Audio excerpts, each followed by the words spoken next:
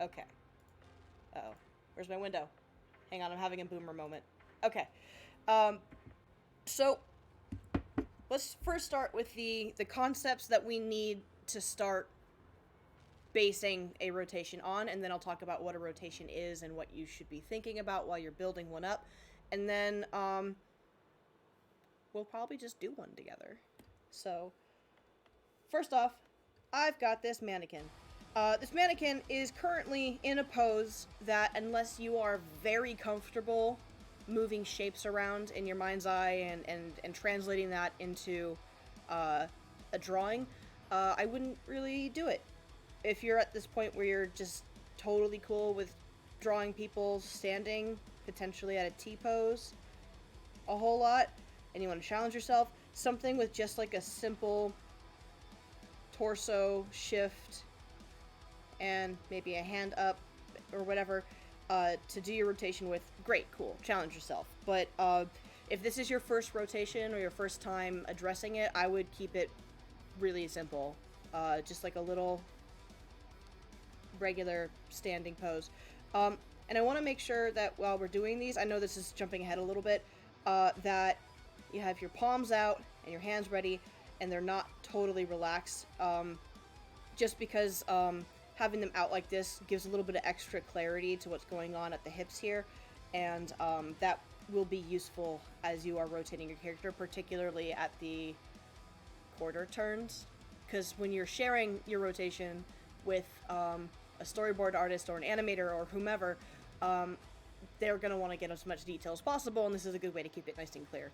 So let's get rid of those. Oh, I needed that layer. Come back here. Okay. So, that said, this mannequin is a bunch of shapes that are smushed together like a little clay figure or like a Barbie doll or whatever. So, the shape for the arm is not just a hot dog. It is a hot dog where one part of it here has been cut off and one part of it here has been cut off. So this is flat and this is flat. And maybe it's not a great hot dog. Maybe it's more like a summer squash. It still has that part flat and this part flat. Let's do it in a way that looks like it makes sense. Flat. At the elbow. Certain points through your rotation, you might find that taking more complex shapes like this one, where it's got like a curve on one side and is uneven and kind of oblong, it might be easier sometimes to just rebuild it with some of these base shapes if you're trying to figure out, like, wait, where does that curve go? So just bear in mind that you can break down these shapes even further wherever and whenever you feel like you need to. And this is kind of like a, moment to moment thing. You'll kind of know when you can't figure it out. I've chosen specifically these parts. Ow, cat, stop it.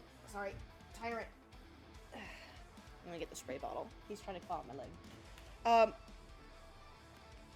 So I've chosen specifically these parts because they are kind of just the foundational main parts of the body that you can name and look at, and they move in a particular way, right? So, 1 second. Stop clawing me. Go play with Dante. Bad cat. Okay. I apologize. So, obviously, head. I like to try to keep track of the cranium through a rotation, and that will make sense as we go on. You can erase this all you need to, as long as the eye line is known, and maybe in the roughs you want to keep track of the cranium. Neck, if your character has one. Torso, depending on your design, is going to be like 1 to 3 parts. Typically for a rotation, because I'm not doing anything overly complicated, I'm not making awkward poses where the torso twists and bulges and weird ways and the ribcage is splayed out or whatever. You can just keep the 2 portions of the ribcage and the pelvis, including where things, here we go, attach. And then upper and lower arm and thigh and shins, and then shoe-like shape and hand-like shapes. And this is just to get everything kind of thrown together, right? So the reason why these are flat is for this reason here. With a circle or any form of shape, when it's totally facing you, you see the full extent of that shape, right? So as it turns, let's say like a quarter turn, and then totally to the side, and then quarter turn backwards, and then totally flat again. Even if it's like this. Look at that. That's like a quarter-like turn in this direction, right? So, I think having them be flat rather than be a full like ball joint, this connects here and here, makes finding those angles way easier because you know what a flat piece of paper or a tin can looks like. This is basically just the flat part of those things. And so, not every character is going to have an upper and lower torso, like Patrick Star doesn't really have one. Not every character is going to have obvious transitions from upper and lower leg, like maybe, I don't know, Mega Man or something has just like these tubes. But still, putting something in may help you keep track of these things. The next landmark to keep track of is, aside from your eye line, is another guide, which is your center line.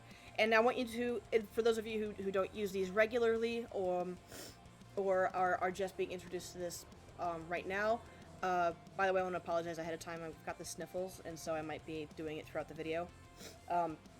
But you want to imagine this as though you have taken a Sharpie and just done a straight line from the middle of your forehead down your face and all the way down, straight down the center of your body.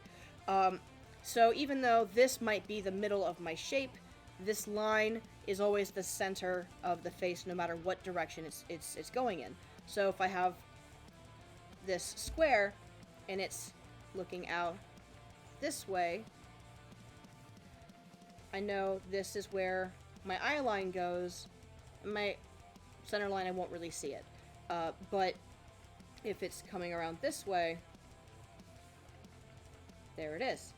So it's just going to rotate with all of the shapes. These are drawn onto this three-dimensional shape that you can grab and squish and move. And you got to keep that in your heart as you're drawing. Alright, so that said, there's a few more things to keep in mind about these shapes and how they function as a real thing that you can totally touch for real, guys. And that's that during a rotation, they are not going to change their mass. Sometimes they might change how 2D to 3D they are based off of the style of the thing that you're doing. For the moment, we're not going to talk about cheating, stuff like that yet. As you get more comfortable with this, you might find ways to get around awkward shapes being rotated. Like, how does Timmy Turner's hair rotate? Well, they had to figure that out for that 3D movie they did with Jimmy Neutron, and it looks terrible. So some things don't have to be fully rotated. But for the sake of this video, we're going to pretend like they basically do for now. Because they won't be changing mass, you can also just assume that the height of things are not going to change. The width of them might, because if you've got an oblong shape like, the best example I can give is the eyes, right? You have an eye, and it's looking at us, and it looks really cool. And then from the side, it might look more like this. And, I mean, obviously the way that you draw it is going to be dependent on keeping a stylistic consistency. There we go. But the height will not change. Maybe it dips into the head a little bit or something. This is a terrifying face I've created here. But it's going to remain the same on the same grid, essentially, right? Okay. I think that's all we really need to know to get started. There will be more problems that arise while you're doing a rotation that you're going to need to solve, and for the most part, they're going to come down to like, well, what's it doing? Where is it going? How can you rotate this? Where do the guides go? Do you need to create new guides to help you figure that out, right? And that's going to bring us to how do these line up. So let's talk about that. Let me make a new figure here. So I've got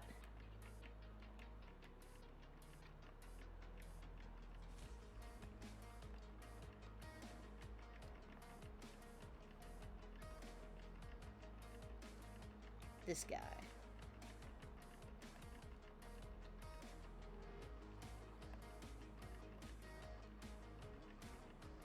Ooh, that's really long. Let's put that over.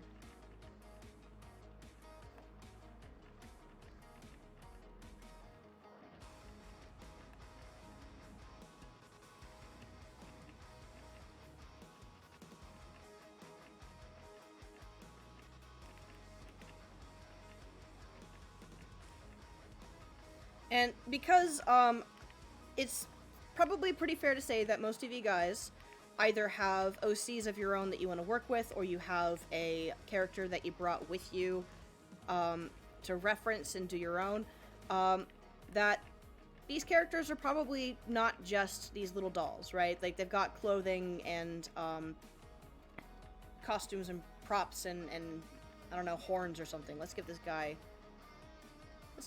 kitty ears, because I feel bad about spritzing my cat so he'd stop crawling on me. So, here we go. I got this kitty. And, I'm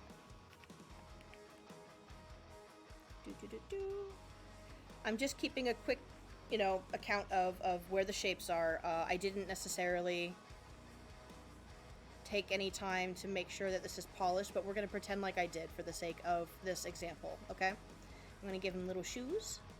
I'm going to make him fancy. And I'm going to give him a cute little hoodie. Because he's also cozy.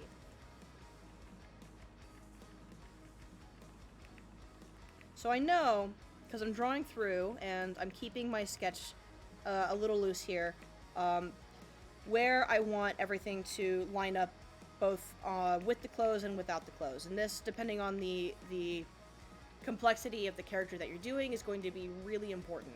And if you're doing this professionally, they'll probably want to have the ability to come back and do versions of it with characters wearing different costumes, because maybe after 9 seasons, there's finally an episode that takes place on the beach, and you have to figure out what this character's going to wear, right? So, here we go. The basic idea is from head to toe, everything is going to line up. If you're working digitally, I imagine using different layers, for one thing, and colors are going to be really helpful.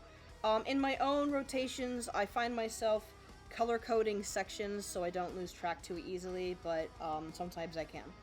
The other way to do this would be with layers on top of each other, but for the sake of clarity, I'm going to do these to the side like this, and we'll talk about how to do it with the layers too.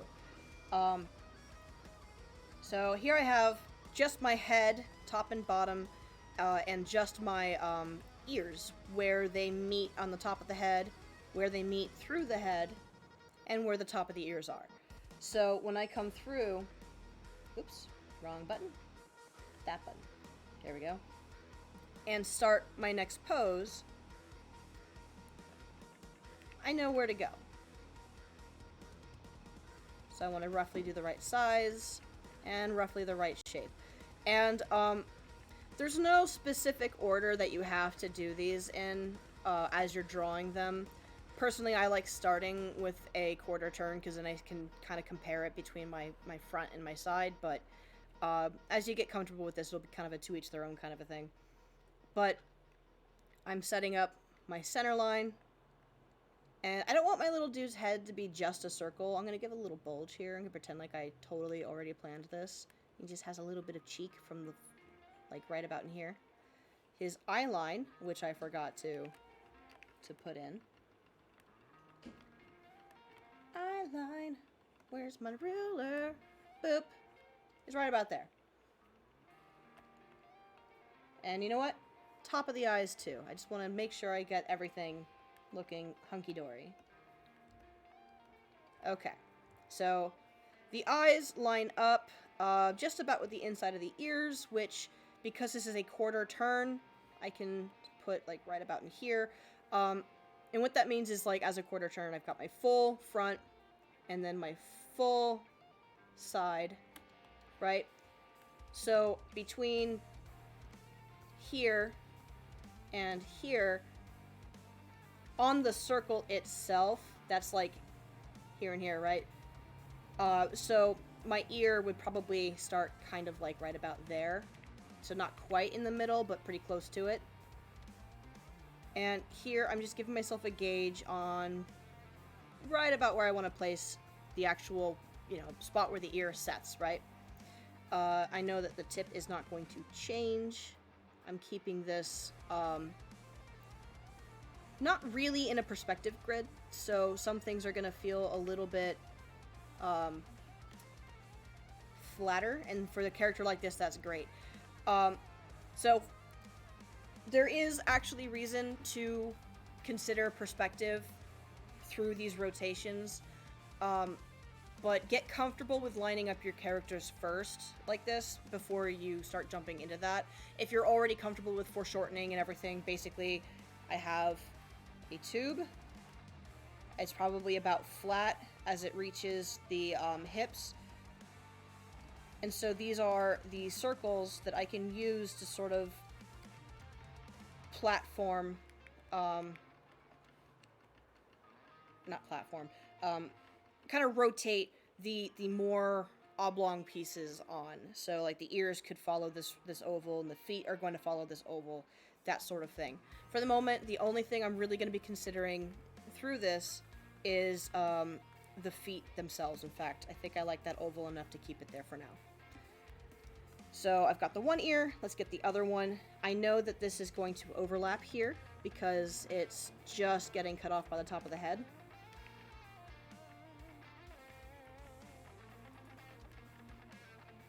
I'm going to draw through to make sure I've got this leaning in a way that I like it. Cool, that looks pretty good. I can clean that up now. And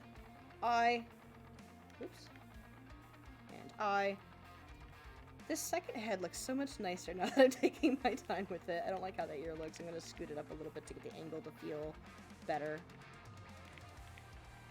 There we go. Because his ears here and here are pretty straight, and I had it out still a little bit, and that looked a little incorrect. And eyes. Looks like his eyes pretty much line up with his weird face, so I'm just gonna... Oh, that works. Perfect. Beautiful. So that's really the most basic form of these rotations. Like, everything else, you're going to do the same thing to. And that's where it starts to get tedious and difficult and strange. So, if I were to continue this, and let's go ahead and switch up the colors here so I can see. That's where the neck and the shoulders meet. This is where the bottom of the pelvis lines up. And let's go ahead and start to use layers here. I'm going to turn down, what was it, this one? Yes. I'm going to turn this one down. I'm going to move this one over. So those of you who have access to either light boxes or digital stuff so you can use layers, you can use this to help you figure out not just these lines, though actually using the lines is going to help you keep it pretty clean as you're working it, but also sort of the width of things too. Because the torso on a human being is flat, so from the front you see it wider than from the side, or cylindrical, or just basically somebody who's pretty lean isn't going to be the same from the front than from the side. I could apply this logic to this dude, or I could continue with this cute, totally round bell shape. I think I'm going to basically do that. So I'm going to find my shoulders, articulate a point.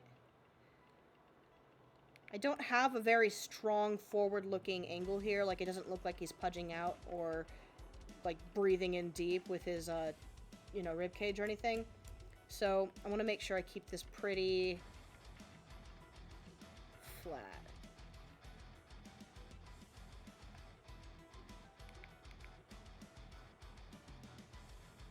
And his legs aren't really all that wide at the top, so perhaps it wouldn't quite be so bell-shaped from here. And these are the things that you're going to start to be, like, coming across as far as problem solving is concerned. Like, is this really, does that make sense? When in doubt, thumbnail.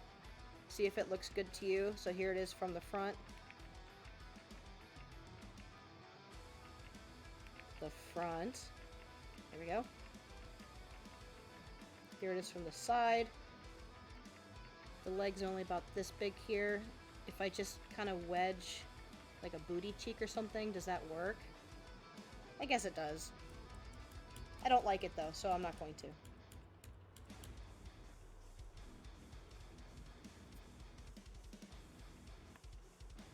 Actually, yeah, I do like it. I am going to. There we go. So I'm going to place foot in here. I am really low to the edge of this screen here. I'm going to move all this up a little bit. There's no reason for me to be this far down.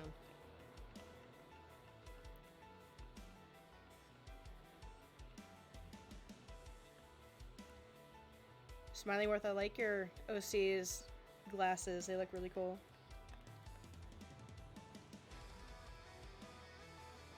So, because his feet are at kind of a pigeon-toed angle, pardon me, the halfway point between here and totally towards us, maybe a little bit less than towards us, is going to be right through here, I think. So that is how I'm going to rotate his feet, because I'm planning this to be just about where his feet are going to go from the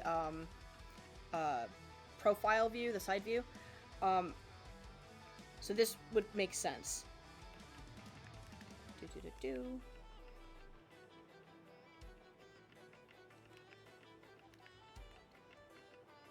I see this comes about through here, so I think that's about the oval for the top of his boots.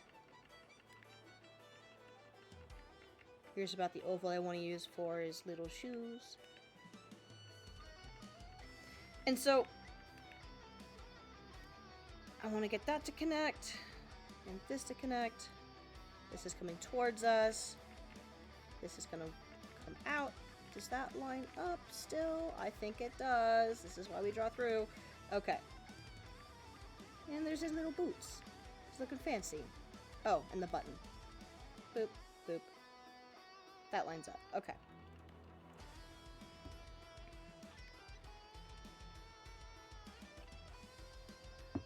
Uzimaru, you are a little late, but I think you can catch on pretty quick. I started off with a bit of a recap, so if you were here for last week's class, you didn't really miss anything. I mean, a little bit. We're lining up all these shapes so that they're the same height.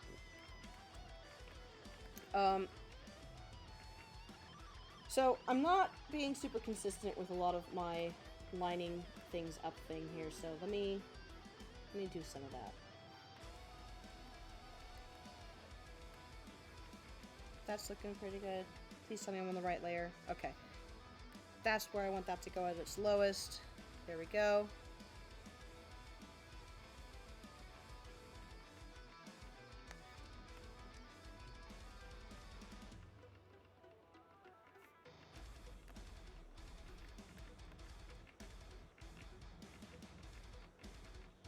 Okay, so let's get this other shoe. So because, again, this was pigeon-toed towards us, I think at this point it's basically going to be flat, and because it's rotating around that ellipses I mentioned, I'm going to pull it back a little bit. I'm also going to tilt it down a little bit, so it's not totally flat. I just think I find that more appealing. And this cat's got a pretty big gap here, so I'm going to make sure I've got some space. There we go.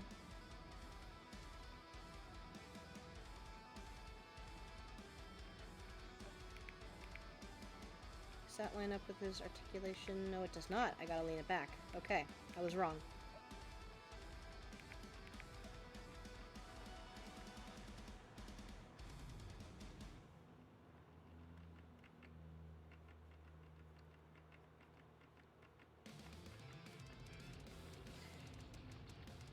So I'm not just keeping this character a little bit rough to be lazy and because I'm just trying to quickly get through a concept. I'm also doing it because, partly because I've never drawn this specific character before, but also because I want to make sure I've got room for adjustment and so I can keep going. I want to do each of these poses, all 5, um, in a way that each one's at the same stage by the time I'm done with it. So once I finish this rough to the degree that I know where I want to put hands, maybe even fingers, the hoodie and everything, I can then go back after I finish the other poses to go through and make it the next step of polish. And this is going to help me keep these guys consistent. Because if I go through and finish one and then go through and finish the next one, I feel like I'm going to go insane trying to make sure everything looks perfect right off the bat. Just like with animation, where you go through and do your roughs all the way through, and then you kind of keep doing steps from there, and then going back and adding things in between. You can do the same with this. In fact, this itself is an animation. It's just spinning, which is pretty fun. So, one other thing I want to point out too is I'm purposely leaving his face way too simple because once I'm done going over these basic roughs, I want to go in and make his face a little bit more complicated for the sake of explaining how a facial structure might rotate. And I may even do a version that involves a muzzle because that seems to trip a lot of artists up, and particularly, specifically, young artists or people who haven't been doing it for very long, and so it'd be a really great thing to talk about that because it's a tough subject. Foreshortening. So anyway, I know that from the side, with the shoulders coming in up here, I know that the hand is going to be like right here. So this is basically straight down the body for the most part, right? And again, halfway from way out here to straight down the body is about here, so that's kind of where I want to place the hand in terms of how far to the left, sorry, to the right, I'm going to scoot things over for this rotation.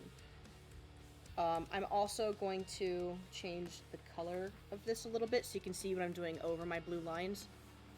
That's partly why I saved the hands for after I did the whole torso, by the way, too, because it kind of helps me organize everything in a way that I know where I'm putting them. I can see it. There it is. So, right about here, let's get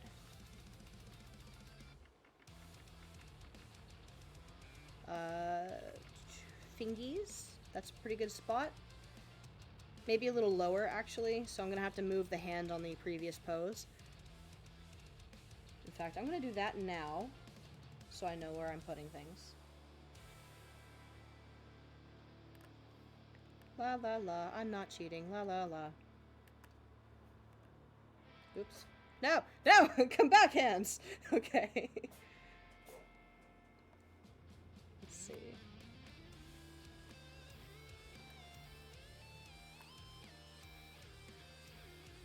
There we go.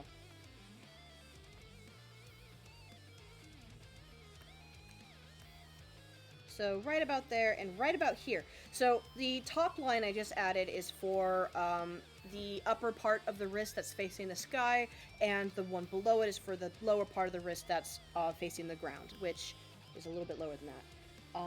And I'm going to change these colors so I can differentiate them from the pelvis. And like I said, you don't have to change these colors as you're doing these on your own. I just struggle with a lot of thin lines, and looking at it looks like newsprint to me, so it helps me out.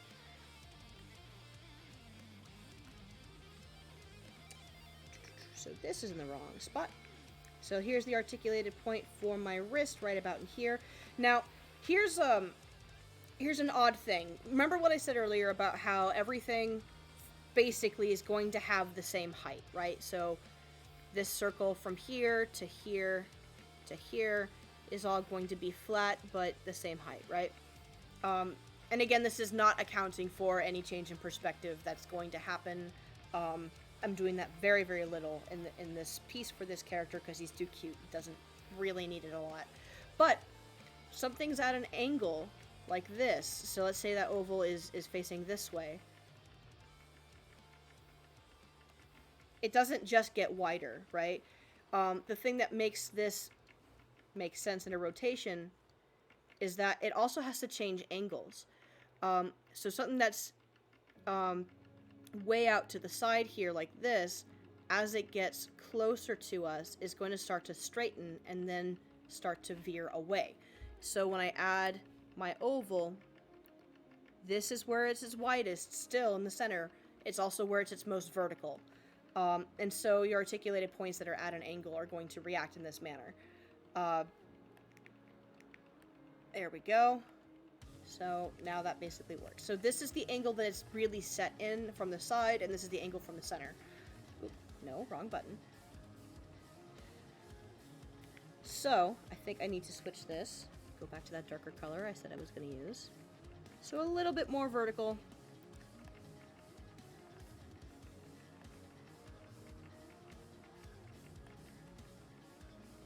There we go. I'm going to get the whole hand here. And I don't like the thumb in my rough here because it's way, way out there. I'm going to go ahead and give him some pretty reasonable thumbs. This is good. That works. So this is going to overlap. And the top of the thumb just sort of glides across the line here. And for the sake of simplicity, I'm going to give him little paws instead of full fingers. If you're going to do full fingers, it's just find the length, and don't forget that fingers overlap each other. So what fits in one direction where it's facing us, the moment it rotates, these are all going to line up in a different way. So like, here's fingernails, here's fingernails, right? Okay.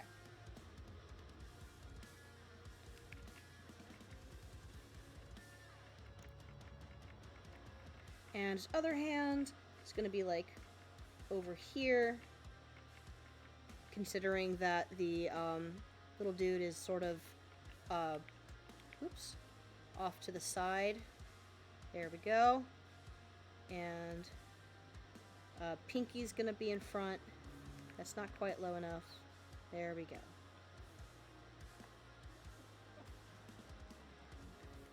And his hoodie is not really gonna change a whole lot, so I can kind of just go over it. Oops. Forgot to give him a neck.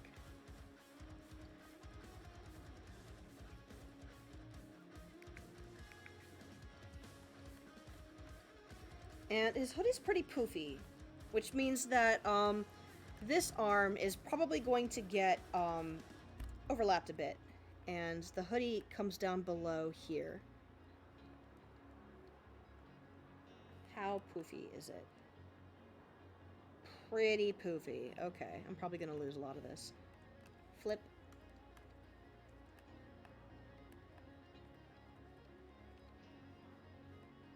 Can probably round some of this out a bit more too. Ew, ew, no, no, no. There we go.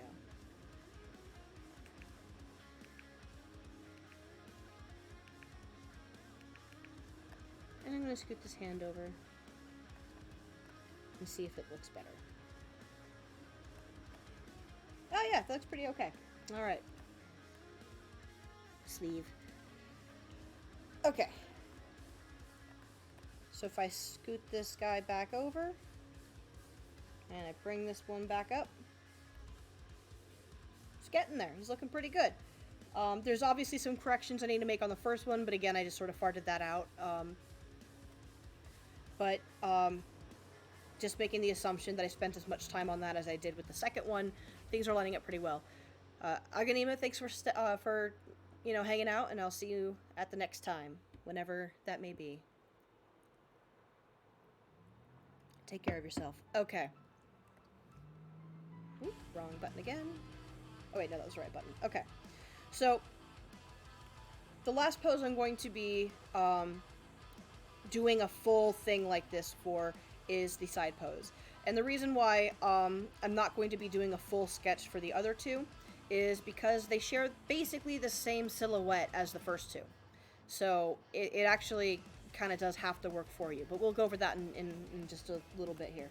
So let me get my new layer going. So let me just name these two. So 1, 2, oops, 2, 3, and lines. Perfect. Right? Yes. Okay. I'm going to scoot these guys over, make sure I have them all the way across.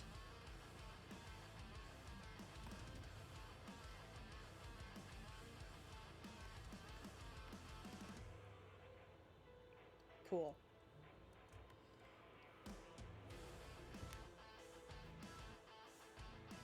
Alright, everything's set. Okay.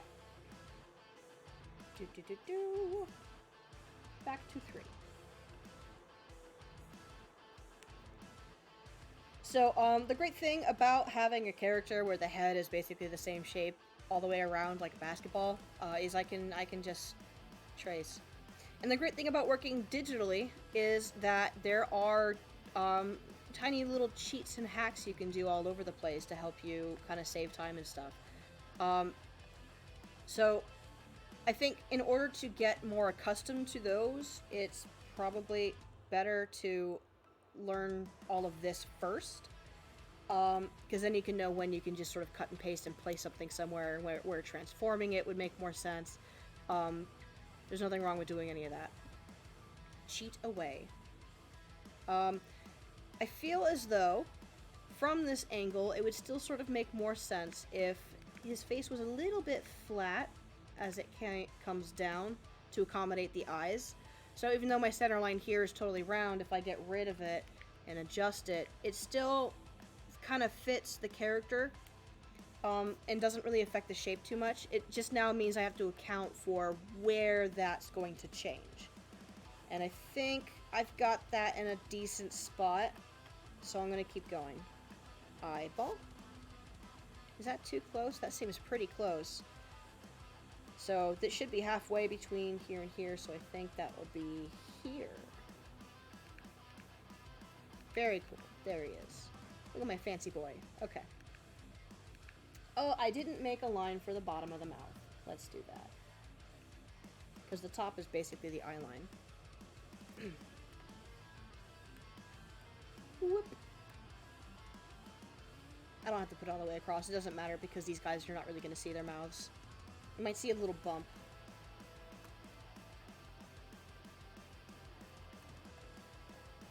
Okay.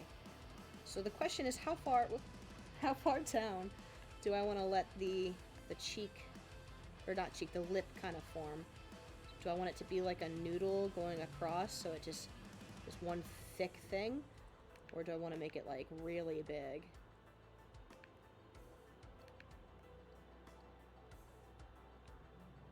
I almost like the noodle more. I'm going to do the noodle. Oops. So some of these questions I have to ask myself as I'm building this are questions that you may already have the answer to just because you'd be rotating a character that you took the time to get to know for a while before doing the rotation. When you're designing your own character, I don't, or even like for a job or anything, I don't really recommend just jumping in and doing a rotation if you don't really know how comfortable you are with drawing them. It can be very frustrating because you're sitting here trying to ask yourself these pretty big questions. And even though this character is literally just a circle on a triangle on some tubes, I still am finding little things to ask about these smaller details. Like, how does this raise up? Do I want this to be as pointy as that? Where is my beautiful wife? Like, any of those things. I do want to triangulate the ears so it's flat here. Had I designed this character beforehand, I'd know whether or not I want the ears to be like a flat pancake or a cone, accounting for the cupping of the ears. And in here, I was thinking one thing, and now here I'm thinking another. And now I have to sit down and think to myself, like, okay, which one looks better? How does it work? Does it match the intent of the kind of vibe that I want people to get from this dude? So, honestly, I kind of want the pancakes. I think it looks goofier. I want him to look kind of like a plush animal. So I'm gonna do this.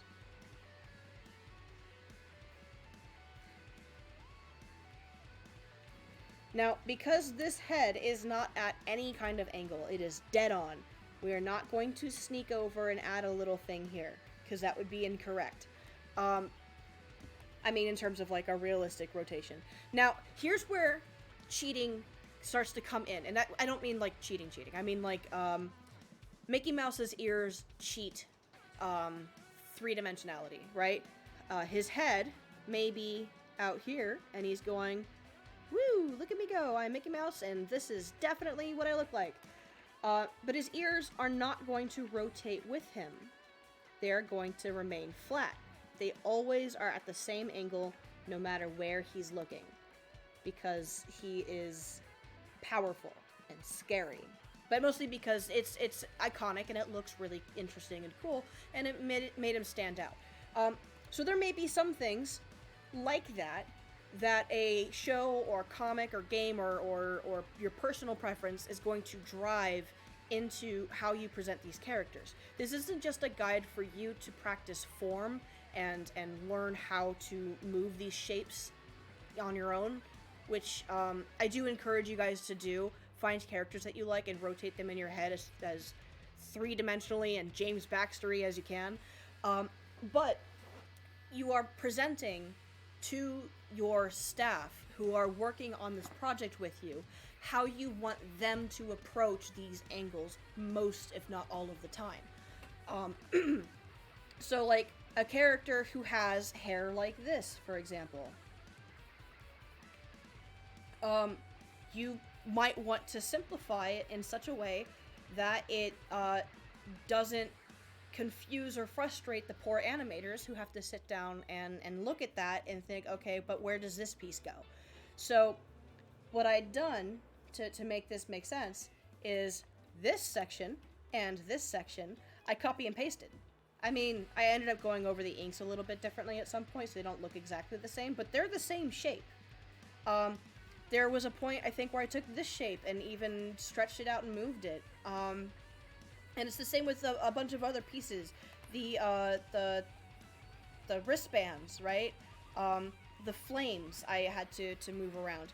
And another cheat you might think of is like, in here, his nose is really high, but here I may have lowered it so it clears up his face.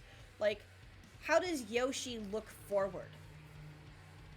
In cartoons where they can just draw it, they might lower his nose a bit. In 3D, I don't know that they do. Certainly not in the new Mario Party game. It's been driving me crazy, to be honest, watching his face. Anyway, like Goofy, Mickey Mouse, definitely, they move that nose around to fit the purpose and the intent of the angle and to make some clarity. So there will be moments where you find that you want to do that. So sometimes it's okay. The goal, though, is that you don't want it to be too noticeable. Like, if I took this dude and I made, oh, yeah, also don't worry about the feet here. This is not a great way to do that. I haven't gone back in and corrected it yet, because look at how jarring that is. If I were to animate these guys rotating, that would look terrible. What was I saying? Anyway, let's move on. Where am I? Where's my life? Oh yeah, I labeled these for a reason. Anyway, oh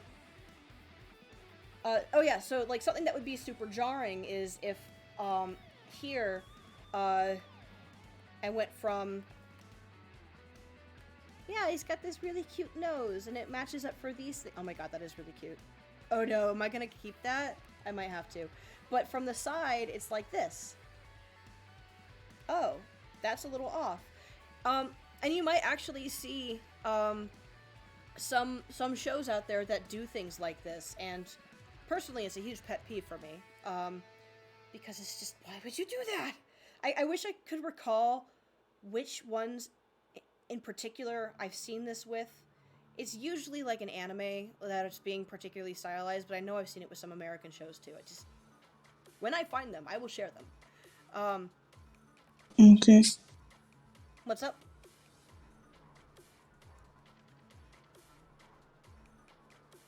Did somebody have a question? Okie dokie. Alright, so continuing forward, this that I'm putting in is another guide. And it's not one that you have to use very often. It's called a plumb line, which is just a straight up and down center of gravity. You can just call it a gravity line or a line of action that's just totally still. It's fine. I learned it as being called a plumb line because my teacher compared it to a construction tool used in ancient times. He's really big into like history and Greece and stuff. Anyway, they would hang a literal plumb on a rope. Yeah, I think. In order to determine it's like a heavy object hung on a rope to like create a straight line. That's exactly right. But I'm gonna use this to help keep my character from leaning. What's up? Okay. So, because it'd be really easy for me to accidentally, like, pick a shape that doesn't match the rest of my form here, and I've kept this guy really, really, centered for the most part, but I also want to know, like, where his chest is going to line up, and I think this is where I want it to be. Yes, Space Dad, thank you for posting. I'm going to just boop, boop, boop, for the stream.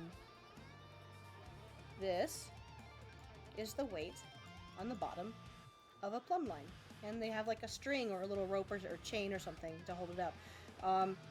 They also use something similar for like ghost hunting, and they'll like spin it, and if it spins in certain ways and the ghost is talking to you.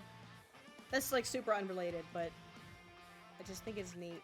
Yeah, see, here's some cool guys making some cool stuff. Oh, they're comparing it to like a star. That's cool. I want stars to shoot out of my eyes like this. That's sick.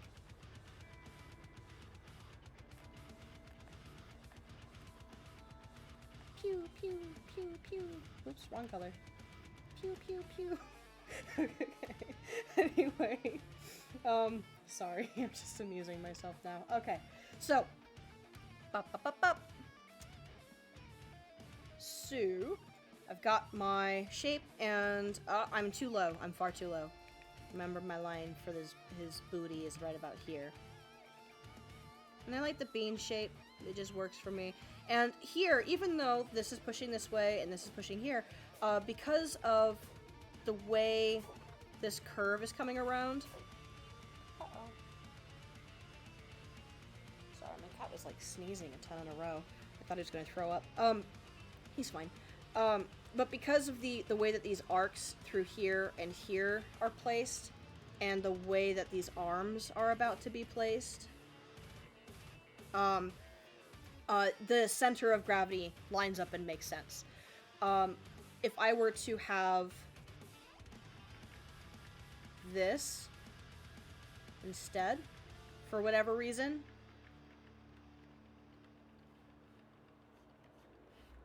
it's still, the center of gravity is pretty forward because the head, I guess, but, it just looks funky, it feels weird. I think...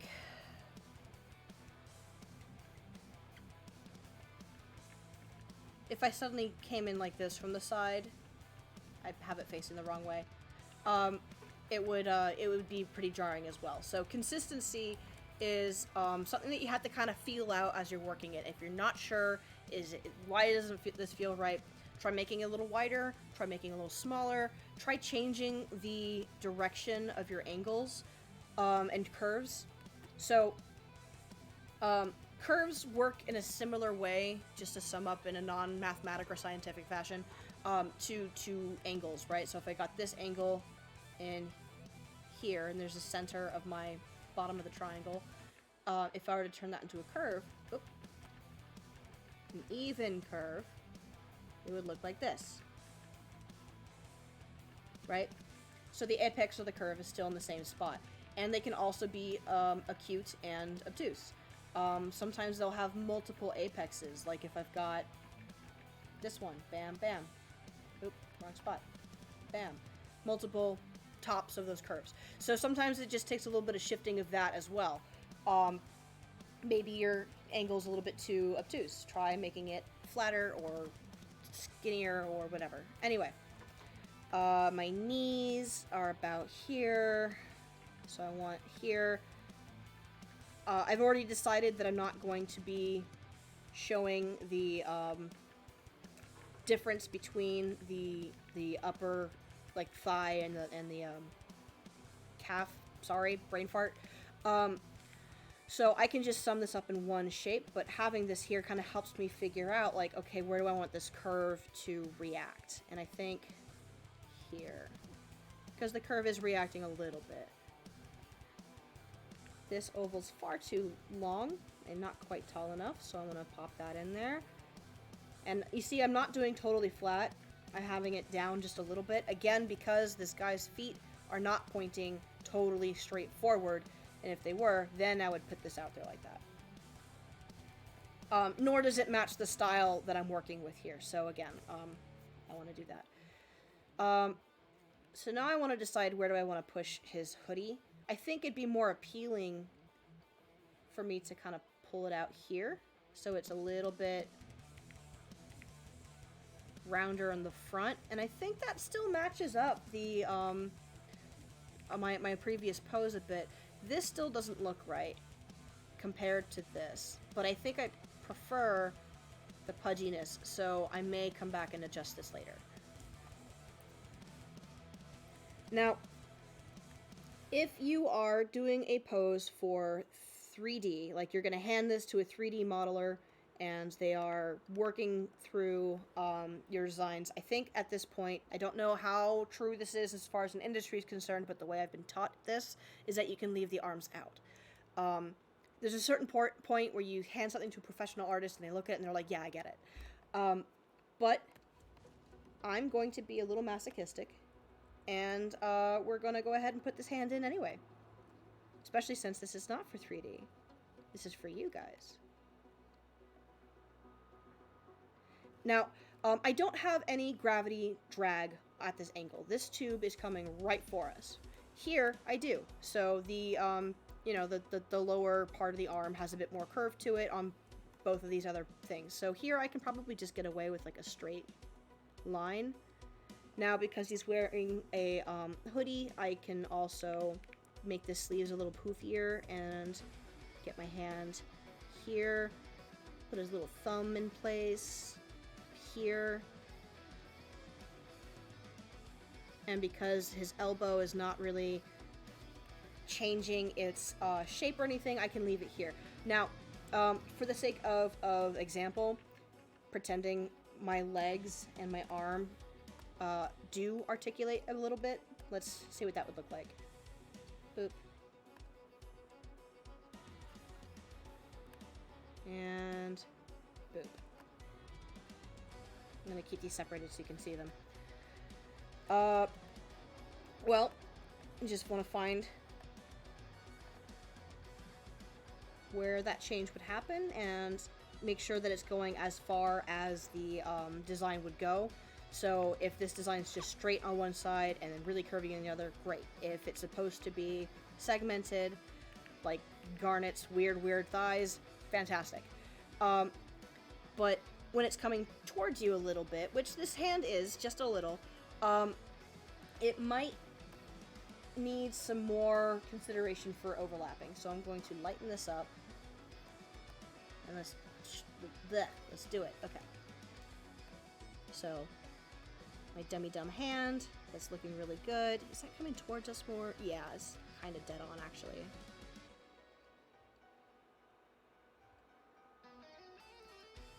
So maybe there'd be a little bit of an overlap in here and here that you could account for. The thing is, though, you would do this only if you're doing it with all of your other poses. At least for something as simple as this. More and more complicated poses, you can get away with some more and more complicated changes, but that usually means that you're imagining something is coming, is creating that change.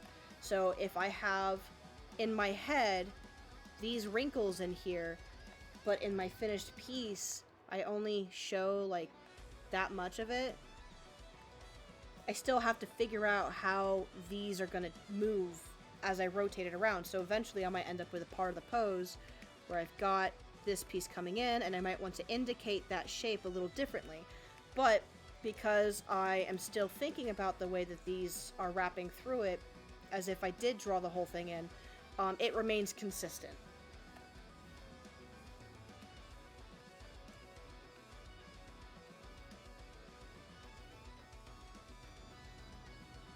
Gotta get that roundness back on that hoodie so it stops looking like just like a garbage bag. There we go.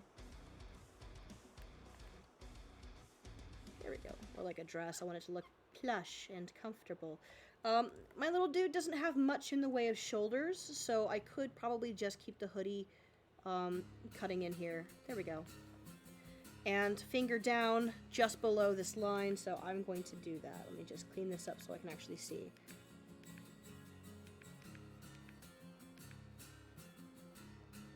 Also, because this thumb is coming towards us, I am going to favor one side just a little bit for these fingers. Just so it kind of looks a little clearer. And it still matches the foreshortening in a way that makes sense for this rotation. And I want to make this pudgier. There we go.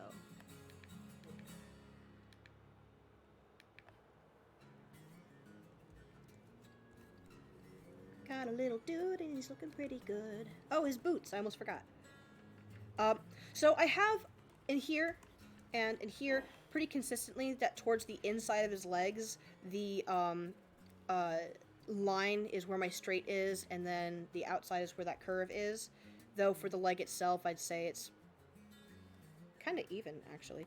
But it's implying that these ovals for the opening of the boots are leaning out and away from his legs. So I think that ends up being right about in here. So this is going to end up being my straight on the one side. I think that just looks right. There we go. And it's not going to be like a whole lot, because the furthest point of that angle and that shape is when it's off to the side here in the front view, which means this is coming towards us a little bit, which means we are not going to see as much of it.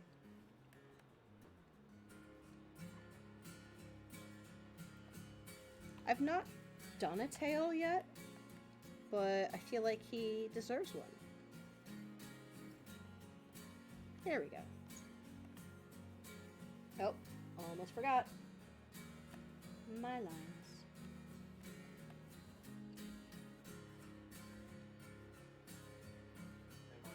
Hang on one second, guys.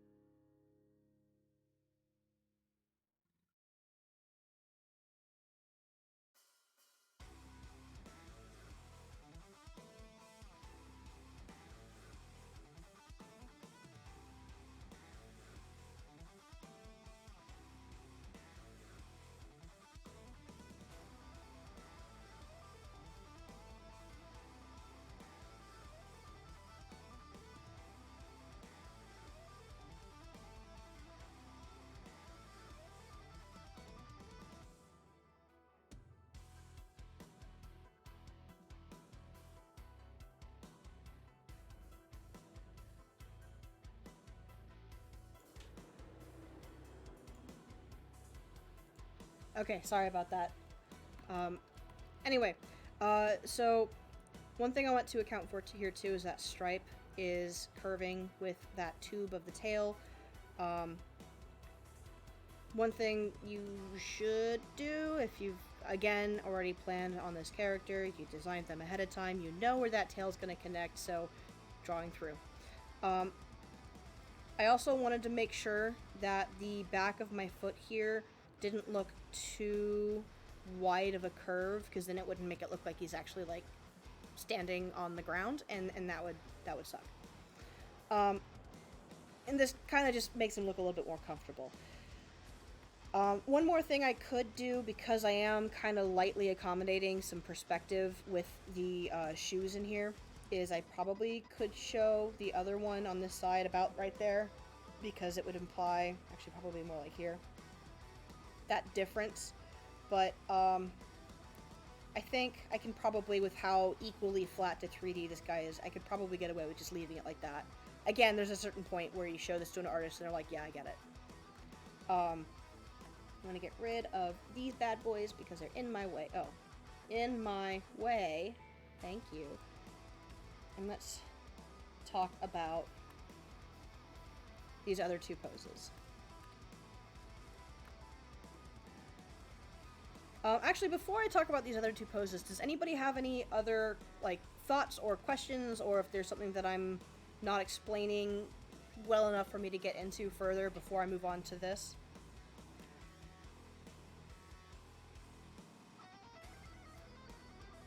You don't have to ask through voice. If you've got any questions in the chat, I am looking at it periodically. Kind of off topic, but what's the tool that you use to get the straight lines? The line tool. Like, whenever... This is CSP, right? Like, whenever I use... Oh, is that, like... I thought that was a brush. I'm sorry. Oh, yeah, no. It's just a line tool. As much as I'd love to be able to just shift and hold and drag with the brush, that'd be great, but I'm just using this. Right. And shifting and holding and dragging with the brush. Cool, That's thank the you. one thing... No problem. That's the one thing I think Photoshop has that I really wish that CSP did, was just... I can't hold shift and just be straight. I can hold shift and make straight lines, but that's not the same. And every time I brought this up, there, people are like, well, you've got rulers. Like, yeah, but why should I have to take all these extra steps to make a straight line? I don't have to in Photoshop, and I'm not working traditionally. I don't have to just pick up a ruler. Anyway, so I come back to this quite a bit. So, Imsona, that's great. I like the tentacle pompadour. That turned out awesome. Okay. Let me get rid of this too. Oops, wrong layer. Be gone. Boop. So, as I mentioned before, the first pose and the second pose, here and here, are essentially your final two poses as well. Because the last two are your quarter turn backwards and your full your full backwards pose. And what that means is that aside from some changes in anything that's asymmetrical, they're gonna have the same silhouette. Sorry, brain fart. So what I'm going to do then is take this pose and if you're doing this traditionally, you can trace it. You can take another piece of paper, trace it, and then transfer it over to the paper that you're working on, and then make your changes as you're going through it. However, I am a cool, magical witch doctor person, and I have magic on my side and technology, so I'm just gonna pop him over. And I'm also going to change his color so I can see better. My my changes.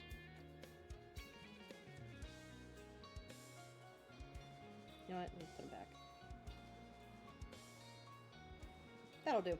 So, there are changes that I have to make, though. For one thing, let's look at this idea. I have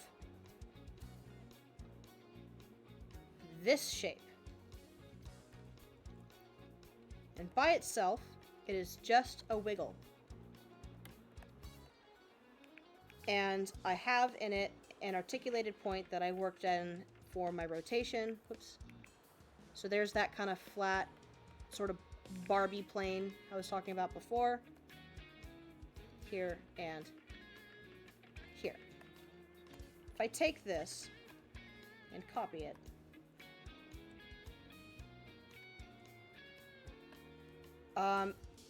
Moriz Adana asks, would you recommend to draw a quick perspective guide or just eyeball it? And would you recommend to have the horizon at the eye level for this turnaround, or that doesn't really matter? That's a great question, and let me answer that really quick because I think that's important enough for me to interrupt this thing here. I think you don't want to have it at the eye. I feel like that would make things maybe a little difficult. I've actually never considered putting it anywhere other than the hips because that just makes sense to me that it's kind of low. Because then things that are above the hips would start to angle upwards, and then everything below the hips would start to angle downwards. If you have it at the eye, then everything below starts to angle downwards, and then things start to get really extreme really quickly. You can basically put it wherever you want, and that could be some pretty interesting practice, but if you want to keep it kind of flat and like you're looking at somebody across the street, I'd keep it somewhere central to your figure. If you're planning on doing anything relating to the perspective, yeah, absolutely, give yourself a quick guide. Even if you just eyeball the quick guide, like this one I think ends up leading to my horizon line being down by the knees. And, I mean, that's a pretty good spot, too. Maybe a little bit higher than the knees. And anything that you can do to make this something that matches your intent. And that means, like, if part of your intent is making this appealing to you to draw, and that means bringing in that perspective, then yeah, absolutely. Also, it just is probably a really good idea to make sure to help you keep your shapes set up in a way that's believable to your audience. So there's not really much of a reason for me to care about taking. Let's pick on somebody else. Dexter's Lab. I don't know a lot of flat characters anymore. I'm feeling old. Or Powerpuff Girls. There's no reason for me to put this dude on a perspective grid. He's just an angry little gremlin thing with who knows. But as I start to get more complicated, like Gravity Falls, you might want to, even just a little bit. Because there's a little bit more consideration for the form in one style versus the other. Does that make sense? Gumball's great, yeah, you're right. They kind of flip back and forth, and not just from design to design, but like even within their own characters, though.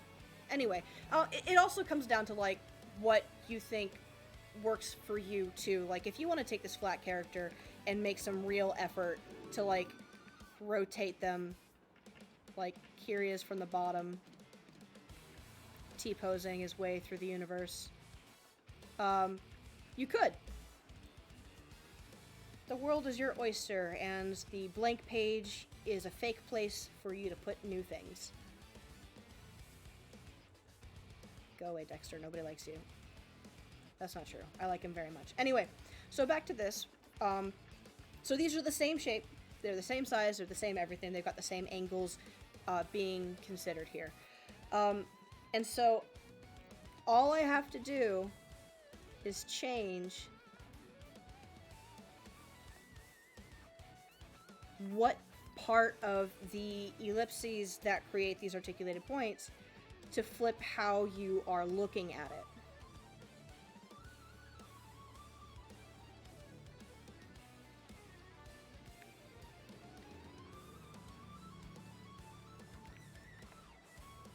and that changes it.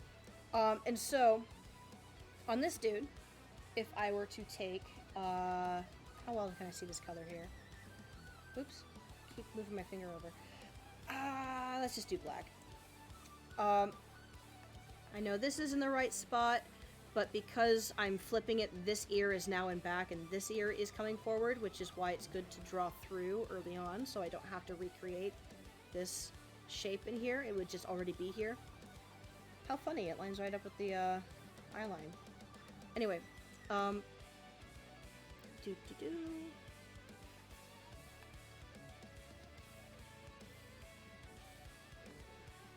excuse me.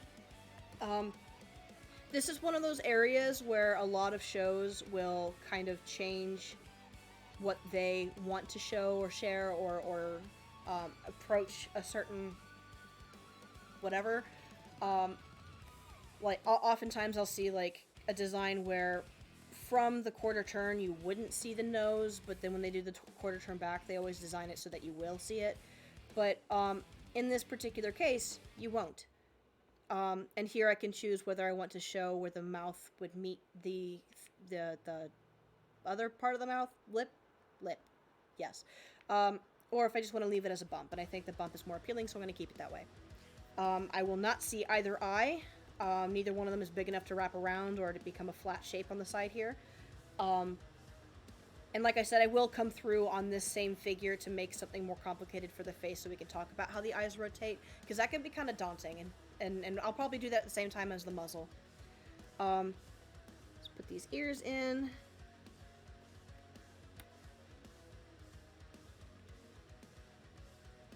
I am man and capable of problem solving, and so I can infer that because this curve is going in this direction and it's going to end here, that's where that's going to go.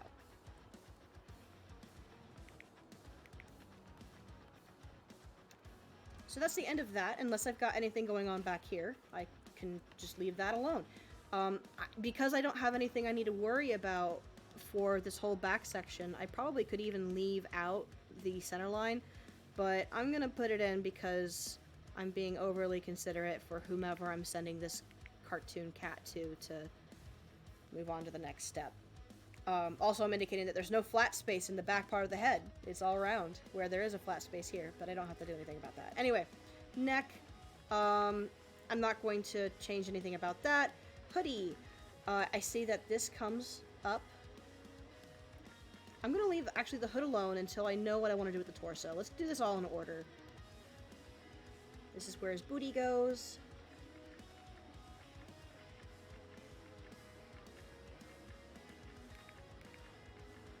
There we go. Here's my center line.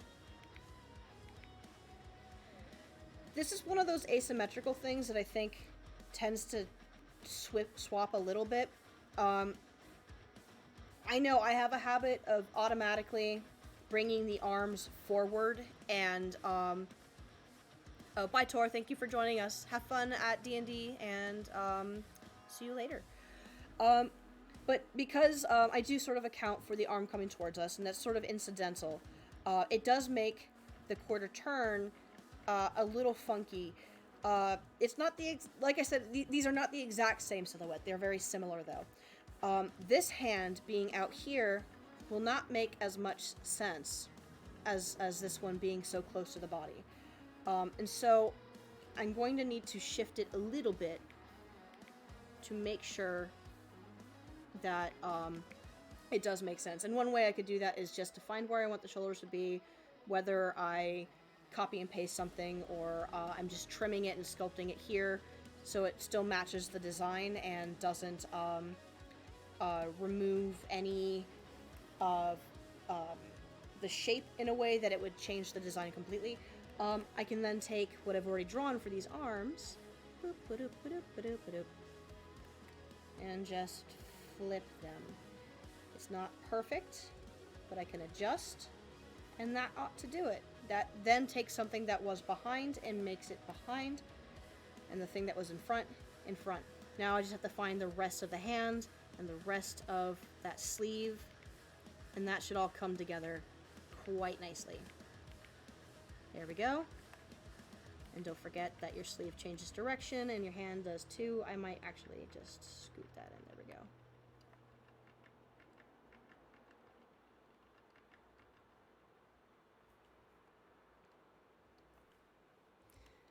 So on this pose, I show that the, oops, keep moving my finger, hoodie shape is kind of bulging out like this. So now I'm going to just make sure that I have that, implying that that's what's happening.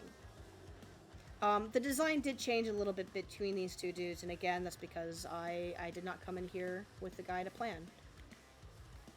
A guy that was already planned. I can speak, I swear. So, by doing this adjustment, it's starting to change how these legs are going to be addressed. But again, I'm at this weird little impasse where these legs are facing in a direction that don't really make sense, or doesn't really make sense. And because I am doing some amount of foreshortening with where they're placed, this leg just sort of switching this way and leaving this the same isn't enough, because suddenly these are on different planes still. So this is one of those spots where I am going to have to change it. I think between here and here, this foot is now just going in the opposite direction along the center. So I think I can keep that basically level with the previous foot here and just flip it up a little bit.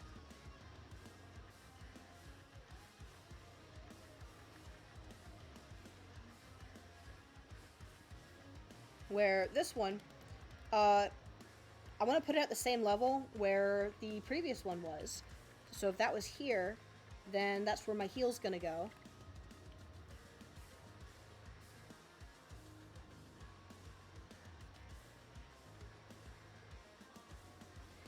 And see, if the feet are going outwards, then I'm probably not going to see a whole lot of that actual foot. So I do want to make sure this is a little bit flattened. I do want to make sure that the spacing between the legs is basically the same. And I do want to make sure that this looks like it's not just kind of a mess. There we go. I'm curving my lines. I need to be careful. Too far. There's my heel. And that's about where I'm implying the toe of my shoe to be. But given that the boot has this sort of a dip in it, I'm probably not going to see the rest of my boot. Probably going to see about that much. If you're working traditionally and you need to flip your picture back and forth, this is one of the reasons why it's really good to have either a light box or a light pad. And you can get flat light pads for like 30 to 50 bucks. Some of them are even lower than that. And I definitely recommend getting one if you don't want to work traditionally. I'm sorry, if you don't want to work digitally. But you can essentially just flip around your paper and look at the back, make your adjustments on the back of the page, and then flip it around again and apply it to your drawing. Okay. Oh, and my tail is here. Comes up from about here. And being a human being that has the ability to infer things, I think that's about where my stripe goes and where that goes. The base of the tail heading up towards just above the butt. And I can get rid of all this. If I were smart, I would have done it maybe on a different layer. Oh, no. Oh, wait, yeah. Okay, I did that. I remember. I thought I was on the wrong layer for a second there. And I can maybe cheat that foot a little bit so it looks a little more appealing. Same with this one. I think maybe if I keep this kind of flatter, that might make more sense. The feet always throw me off a bit, so I apologize if I'm kind of going back on things I was saying before. It's definitely, through rotations, one of the things I have to practice is the feet. So, and now I can do any other extremities that I've missed, like the hood. I think that would make sense because of how far up it is. From the back, how poofy this is, it just wouldn't really make sense for me to see this here, so I'm not going to. Comes down to here. This is what I was talking about too, by the way, with changing angles of things, or how obtuse or acute your curves might be. This hoodie and this hoodie are not the same hood, right? So what needs to change, I need to figure out maybe rounder, maybe droopier. There it is. I got it. And it comes up and over here, and up and over here. So I think that's about the most of the back of the hood I could do in a way that matches that. Though this is, again, another area where if I just wanted to do one big poof ball and leave it to the audience to understand that this is a hood, and that's just how I'm going to treat this stylistically, cool, I did it. It's recognizably a hood. I think a little bit of that would look better, though.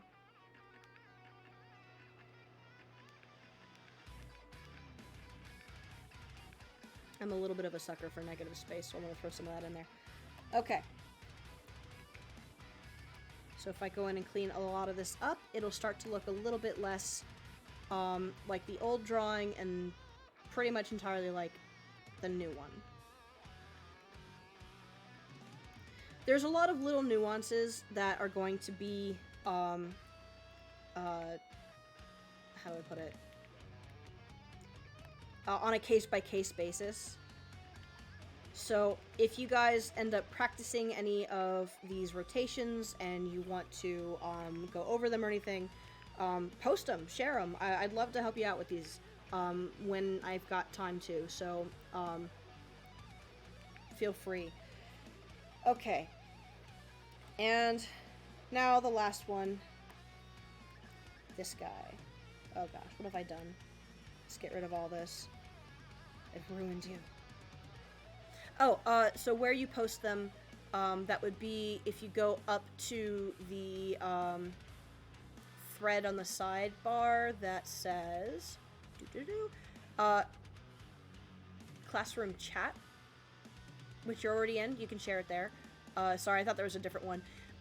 You can also post it in art review down by your art, and those would be probably the two most appropriate places. I don't have my own section in that sidebar, so wherever you would usually get feedback. If you're shy and you don't want other people looking at your stuff, you can DM me too. That's okay. Ow. Sorry, I'm trying to get comfortable. I think I shifted the head at some point. It's looking like he's slouching now. There we go. That's better. Okay. Stop zooming in. Zoom out. Not too much. Computer, please. Okay. Let me save this really quick, just in case things get a little bit hectic. This computer's feeling pretty warm, and I just don't want to accidentally shut down and lose this. Rotation. Yeah, that's spelled right. Good enough. Okay. So, here we go. Last pose. It's exactly what you think it's going to be. There's not really going to be much in the way of changes. The only thing that is going to drive me nuts, aside from the fact that this is not as fully formed of a drawing as the other three, is that, oh, whoop, wrong layer. No, wrong layer! Certain objects are going to be coming towards the camera again, particularly, maybe specifically the tail, and I just want to make sure that...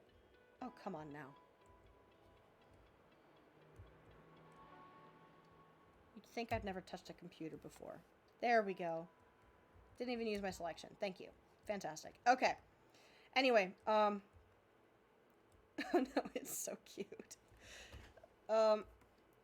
We don't need the face. We don't even need the bottom of the ears because I made it clear that the head overlaps the bottoms on these. I don't know why I scooted over there to do that. I could have done this here. I'm going to make this easier on myself and use a symmetrical ruler because it's the same all over.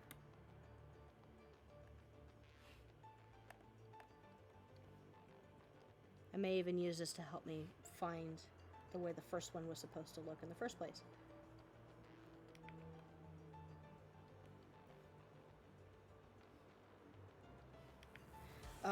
Hood is dropping a little bit in here, and again, I could just do one big oval, but I think I'm going to accommodate that drop. I could find the shoulders, but I don't think that's going to matter for this design specifically, so I'm going to leave it about in here. Making sure my neck is the same width all the way through because it's just been a regular tube this whole time. Because the stomach is popping out and the hoodie is drooping forward like this, I think I need to make sure that I let the arms overlap in the back a little. I also think that I've indicated through the rest of these poses that the hands are not nearly that long, so I'm going to shorten them a little. They're still on the same parts here. Same lines and guides or whatever. There we go. That makes sense. Look at his little paw claws. He's just a little dude. So instead of just making him skinnier from the back, what I've done essentially is just made sure that the hood sleeves overlap in the back. So this is still going to be the same width as everywhere else. This is where his tail goes. That's unfortunate. I'm going to ignore that for now. Difference in the curve here. Make sure I'm following that new up curve rather than the down curve. These are the same, but now I want to up curve the feet instead, even though they're the same silhouette essentially. There we go.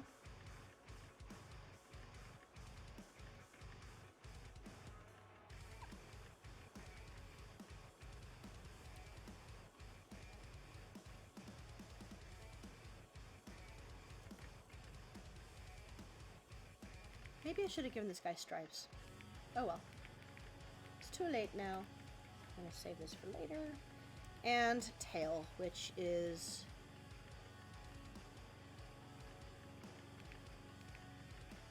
Does this make it better or worse? Oh no.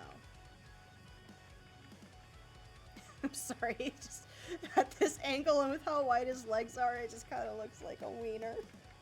What have I done? I'm gonna leave it out for now. But essentially it could just be a tube. Maybe get it wider towards the top here because it's coming towards us and like kind of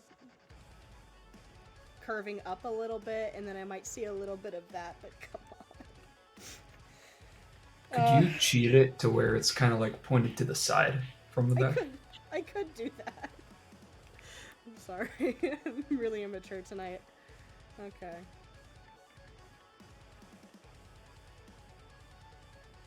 It just totally threw me off. I was not expecting to deal with that.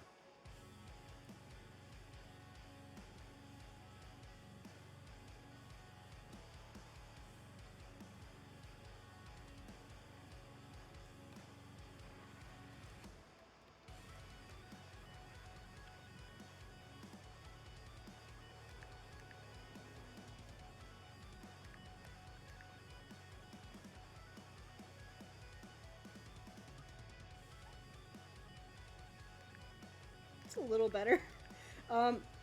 Anyway.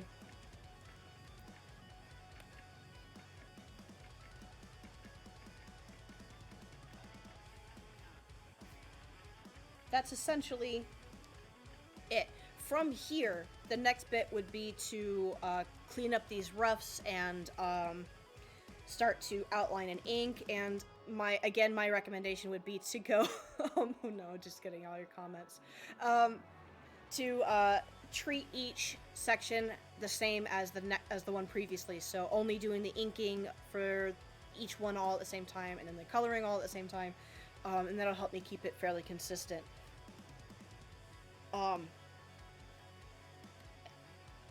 Let's talk about this head stuff I was mentioning before, though. So what if you wanted to do a character that has way more complicated eyes and way more complicated face, like maybe a muzzle. So let's copy this.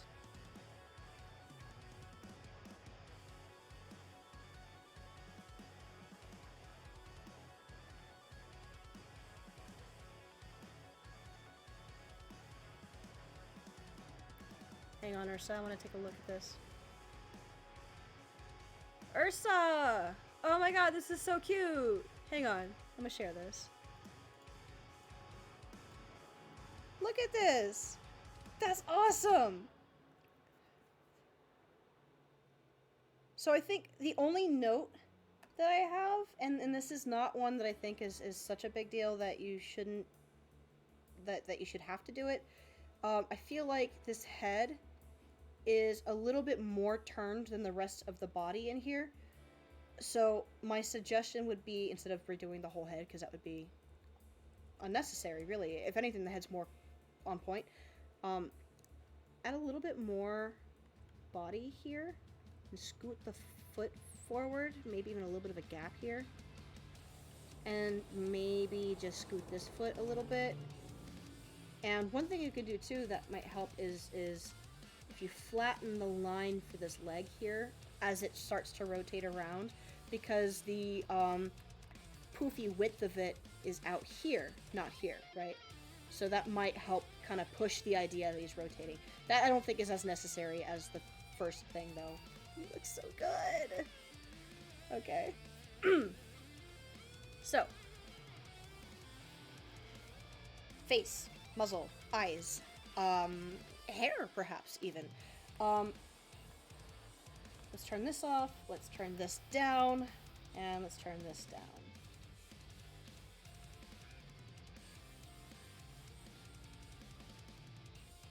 And let's get rid of this.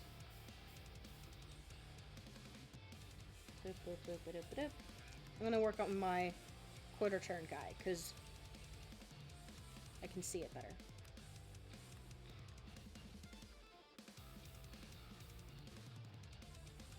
So let's say my little dude's got eyes that look like this.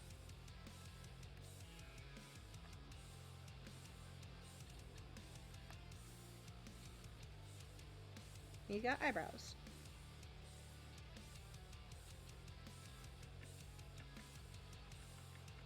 He's got a muzzle.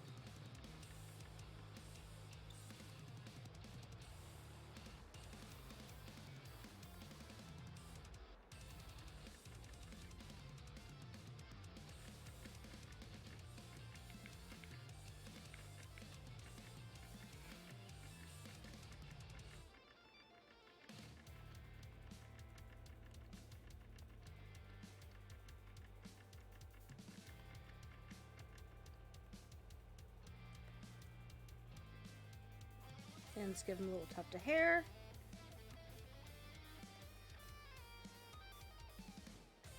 And another eyebrow, because people typically have two. And then let's get those ears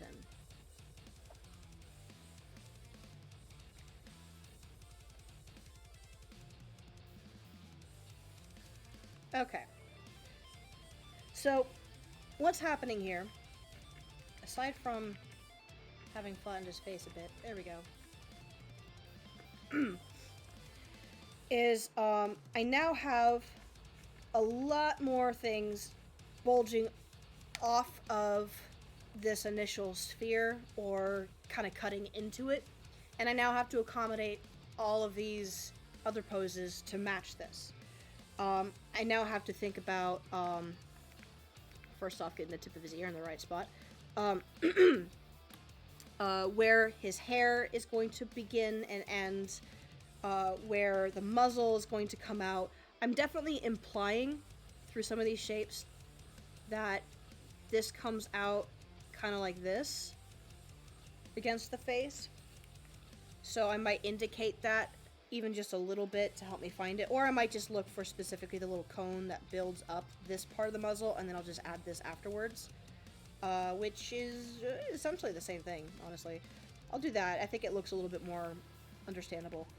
And for the sake of this design, this being virtually parallel makes more sense. I am going to dip it in a little bit more so it doesn't look as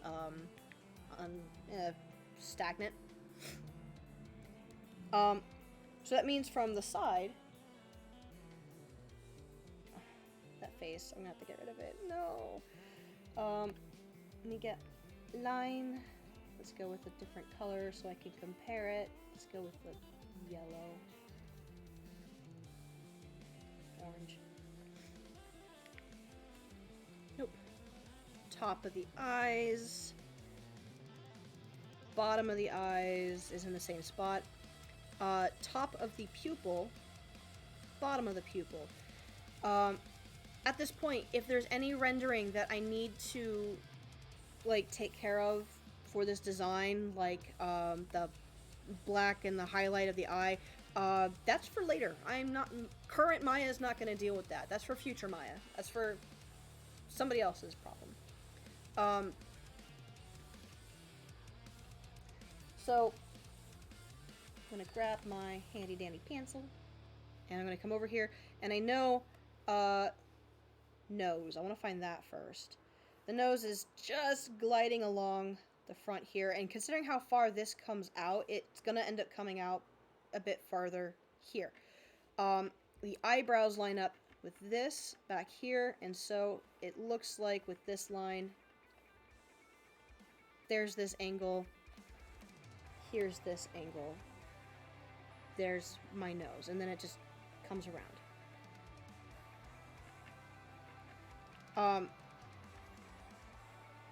I'm not afraid to cut into this if it means I can find shapes that make sense and look good. I think maybe I should pull it out a little bit. There we go. So that way I have room for adding that. Actually, I don't even like that. Let's get rid of that. It looks goofy. That's a little better. Okay.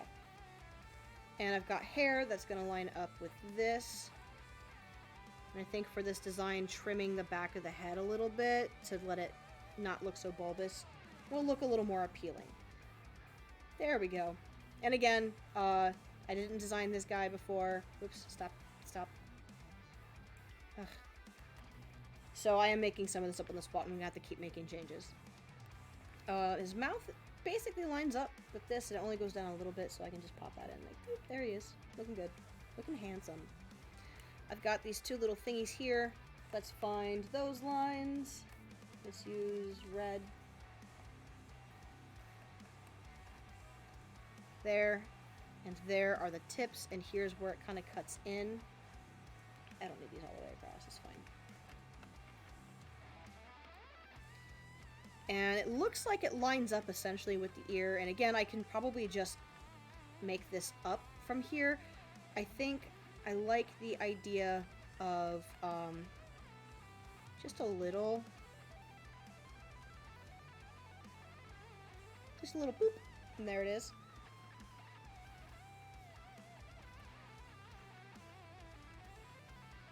And let's see, I have lines I need for the rest of the hair.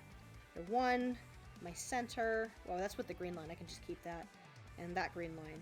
And this one's up a little higher, but we're not even going to see that one, so I don't care.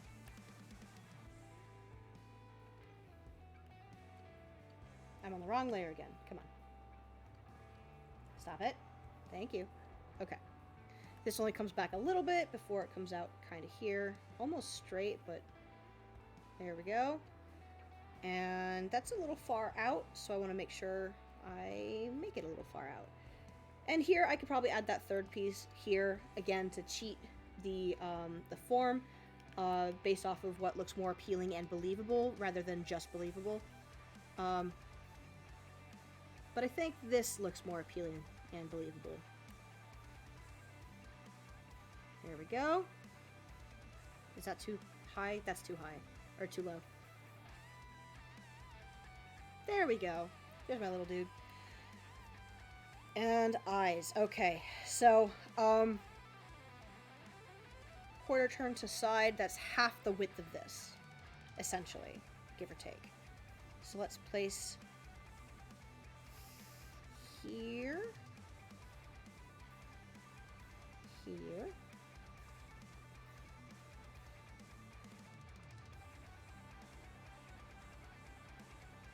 a little bit of that indication. I like where that's going. Eyebrow, trying to get that same width. Again, you can add as many of these horizontal guides as you want to get things as consistent as you can. I don't like the eyelash. Loses his boyish charm. There we go. This guy looks like a little Boy Scout. My pupil too small. My pupil's too small. There we go. But now he looks like he's looking down, so I need to... There we go. And then I've got this line here. And I was just gonna do this to help me kind of find the shapes and stuff, but you know what? It looks really cute. It's part of its design now. Green line. There we go. And I can pop that in because it looks good. So, what you're thinking about when you're doing the muzzle, think about like a cone. Sorry, I said cone and I was thinking cylinder. Think about a cylinder. You can turn it into a cone, but the way it's going to rotate is the same. Essentially, just like here's one side, there's the other side. So if he's facing towards us, we're probably only going to see this much of it. One side's bigger. But if he's facing away from us, you know, let's just say more complicated. Let's say here. So here's his eye line. And let's say here it is again. And I know that as far as how long it is, it's not like insane. So I want to find where I want to put this in a way that's reasonable to the design. And that just means like, is that how long it is? Does that make sense for this dude? Or am I making it too short, too long? And you basically, if you're not going to sit here and do like the super insane sciencey, like, well, if at this point it's about here, then as I stretch it around this way, it will have to be out here. It doesn't look good. It doesn't look right to you. You know your characters. That's why you practice them before doing all of these rotations, like a smart person.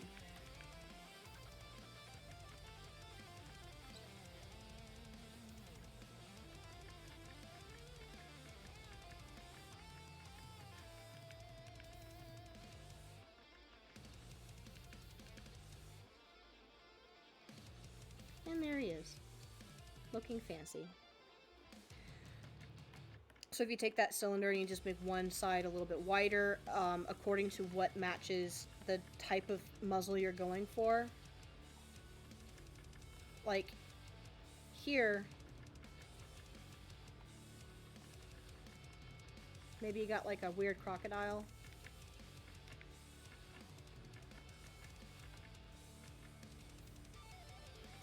Y'all know how to break down shapes. It's just more of that. Okay. So from the back here, here we go.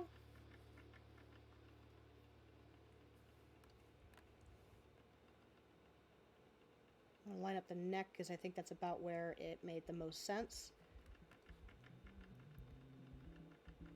Sylvia the Velociraptor and Twitch, thank you.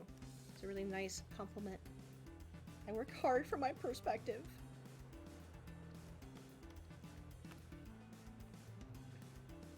So I'm going to erase everything on the inside. Look at me go. Including anything inside of the ears. And I'm not really trying to get rid of all of it, because I want to be able to see what I'm adjusting. I can clean it all up afterwards when I know it's all in the right spots. I'm a human with a smart brain and can infer that this is where things kind of make sense for them to line up for the ears. I don't need anything inside of this ear, or even right here. The hair kind of fixes itself here, so I can get rid of all this. No tangents in my classroom. We are cleaning those up. Oh gosh. So that's gonna end here. Oh no, where was it? I need those tangents, bring them back. Okay.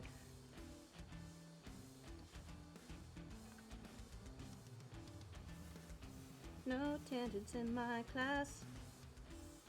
I will cry a whole lot. Because the way this eyebrow is wrapping around here, I might actually see a little bit of it here. Look at that. Not quite close enough to see the eye, but maybe close enough that if I gave this character long eyelashes, I could indicate that. You can see his little cheek, doing cute little cheek things. Oh, wait a minute. We're close enough. We're gonna see those guys. So now I do need those lines. Where'd they go? These lines. Oop.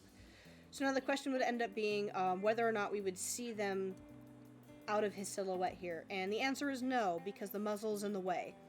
And that would go against the silhouette that I've created. If... It would raise the other question of, well, what if I think it looks better and that's how I want to present it to my animators, comic artists, whatever. Fine, but I still think the muzzle's going to be in the way, so we're going to clean that up. And let's see, what was it again? Big, little, this line, and there.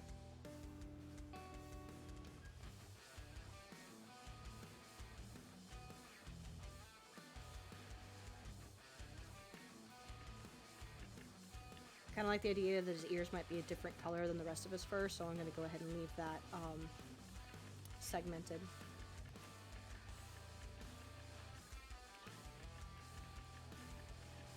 And I figure all you guys know how to draw eyes from the front, so I'm going to leave it at that.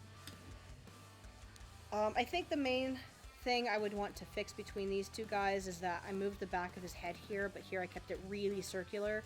So, I think I need to pick the one I like the most and stick with it. And it almost looks like this one's in between them, so I might just blend them together a little bit. Not so square. It's starting to look a little better.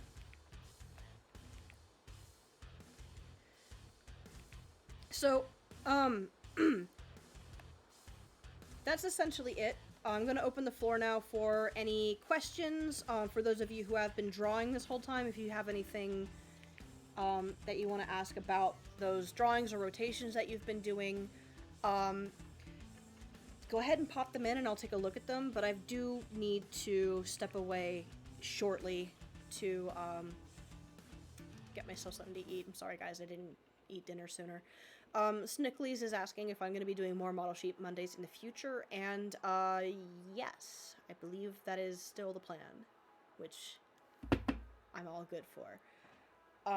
I was thinking that possibly, I haven't completely decided yet, that the next class I do will be about taking shapes, pre-existing shapes, and simplifying them, so like how to gesture and simplify hands and all that. And Homer, that's really sweet. Yes, absolutely. I can get you that coffee link. Is it coffee or Ko-Fi? I feel silly asking, but I don't think I've ever heard anybody else say it out loud. I think Ko-Fi sounds cooler, but coffee's more accurate. I could go for some coffee. How about you guys? So, before I post this, I'd like to say my spiel for it. Because I do these for free, it's a volunteer position, all of the teachers here, that's the case. I would like to say that if you have the inspiration, motivation, and means to shoot me a little tip or something, it's really appreciated, but there's no pressure to do so. I'm really just glad to have all you guys come in here and work with the class. I'd also like to share, if you aren't already a part of, where is it? There it is. Copy.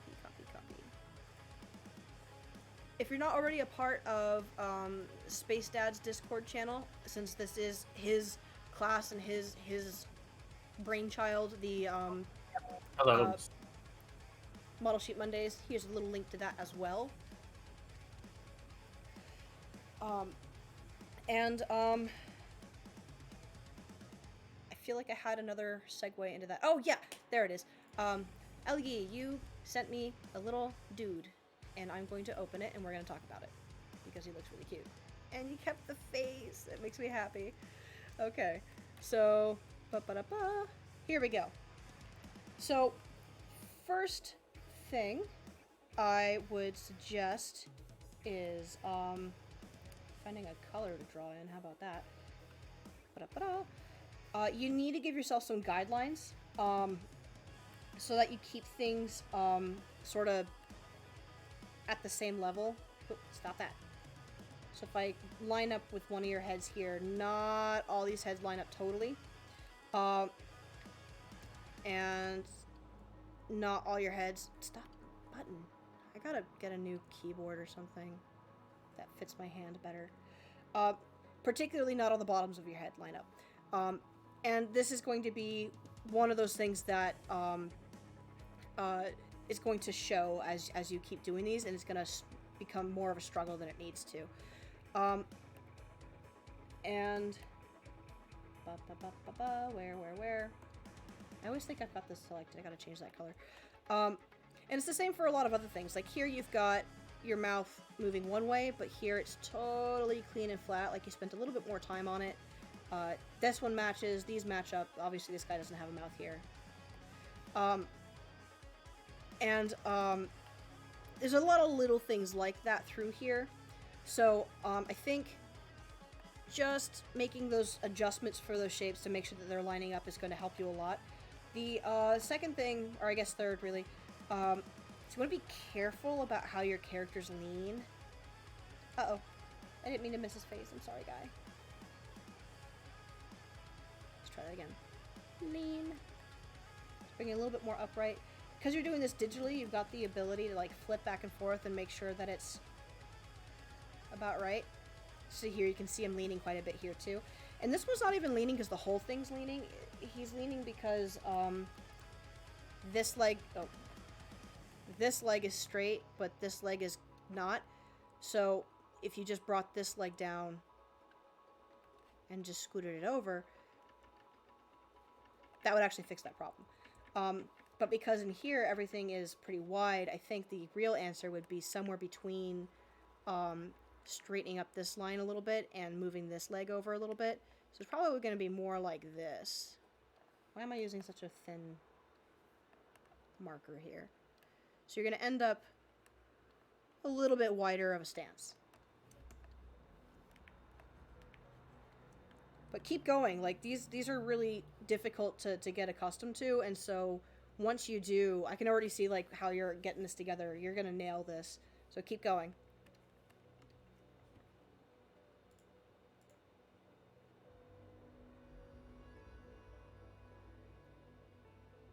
Vivi, I really appreciate it. There's definitely no pressure for you to tip me. So, I mean, being here and being a part of the class is another good way to support me. Or just, you know, keep working on your art. Are there any other questions or draw overs I can do for you guys? I'm going to check the art review and make sure nobody's posting these in there. Nope. All good? How do buttons work? I forgot where I am. What is my life? There we go.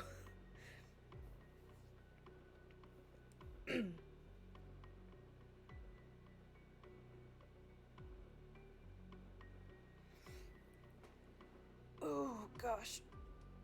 I need a stretch. I've been at this computer all day.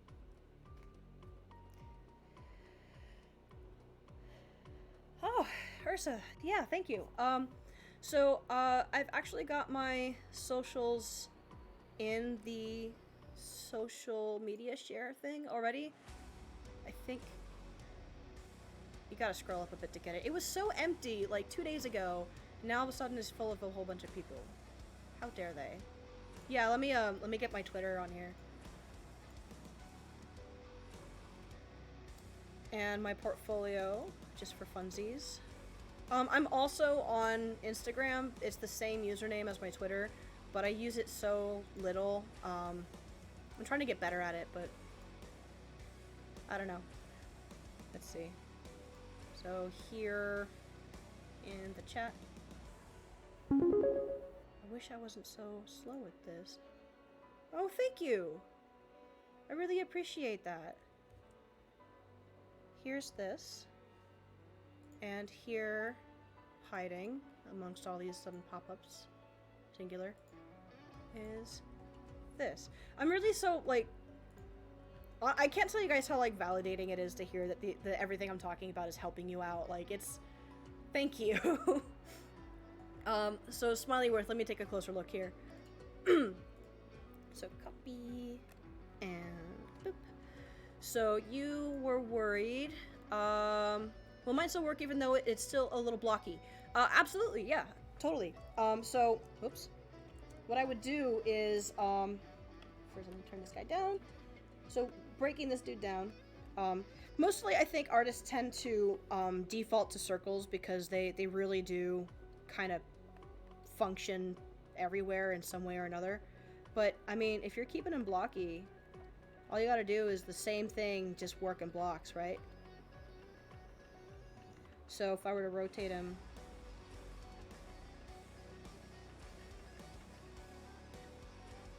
just find the shape that you want to use. Like, do you want it to be squares? Do you want it to be hexagons? What works the best for what you're going for? You probably want some things to lean, like I think this collar, scarf, collar? It looks like like he's imprisoned or something. Yeah, it's like collar. Yeah, cool. It might want to lean forward. The only thing I'm really worried about is that, like, how long is that neck gonna be versus something up higher, maybe, or maybe shortening the collar a little bit so that you can scoot the head down. So like,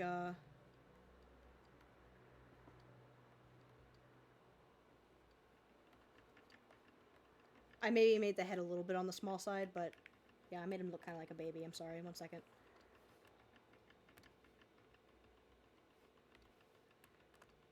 Wrong button.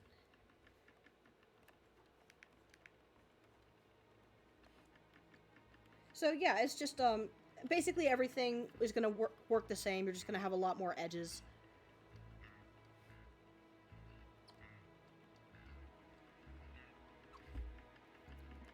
But that's awesome. Yeah, keep it going. I would recommend in a character like this where you've got the tapering in the legs to maybe incorporate some kind of tapering in the arms too. It doesn't have to be the same. Like, it doesn't have to go from thick to thin. Maybe a little bit of thin to thick would work for the sleeves here.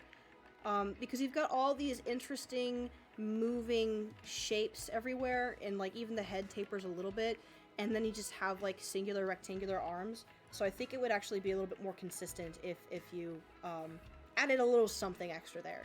Even if it's not like a taper, maybe it like has like one zigzag for a sleeve or a glove or something.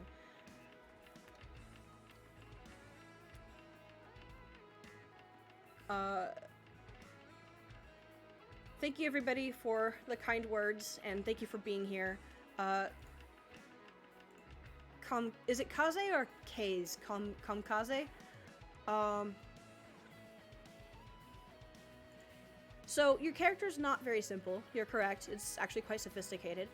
That said, everything I'm taught today here would still function for her as well. I'm just using simple shapes and simple characters for this lesson strictly because I don't know how many of you guys are experienced with this already. I imagine many of you haven't done a lot of rotations yet. Maybe you have and you just want to like get accustomed to it again, or just be super cool and watch me draw cute raccoons. It will take a lot more effort to keep things pristine, because the more sophisticated the shapes are, the more you have to deal with like little subtle changes having a major effect. So I would be looking at character rotations for things like The Legend of Korra, or anything along those lines. I know Powerhouse has some floating around, I think. But, I mean, it's all the same steps, just to a higher degree, because the shapes and the figures have a higher degree of detail.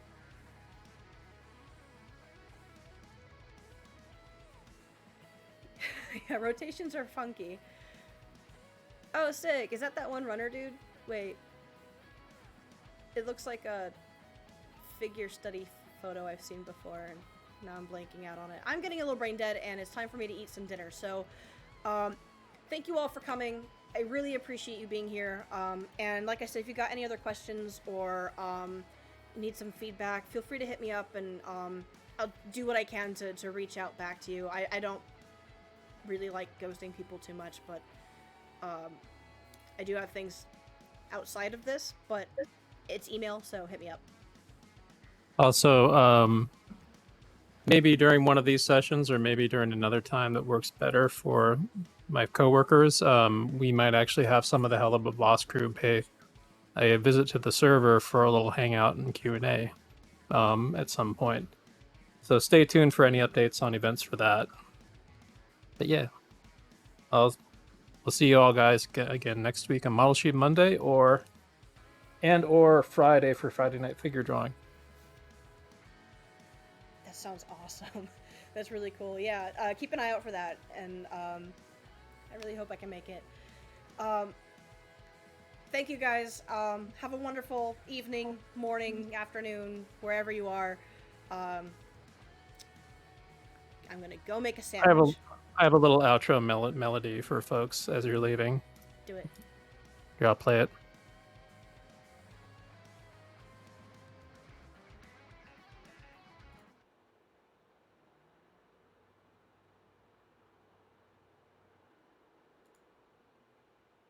Just wait for people to jump in on my screen, so just could have a little musical number at the very end to enjoy on the way out. All right, I'm playing.